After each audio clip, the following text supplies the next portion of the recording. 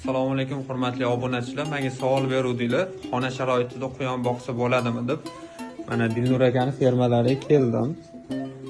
Quyonlar shu xonaning ichida ekan. Ko'rishinglar mumkin. Hammasi parodali, dekorativniy quyonlar. Bu yoqda havo aylanib turadigan bunaqa sistemalar qilib qo'yishibdi. Vaqti bilan havoni tortib turadi. Keyin mana oynani orada ochib turiladigan. Shunda quyonxona hidlanib ketmaydi. Har bitta qilayotgan tagida mana bunaqa tortmali axlat qiladi, siyadi. Mana shu ichiga tushadi, bu shim oladi. Bu ham bitta plyus hidini chiqarmaslik uchun. Hurmatli obunachilar, video foydali bo'lgan bo'lsa, like bosib qo'yasizlar.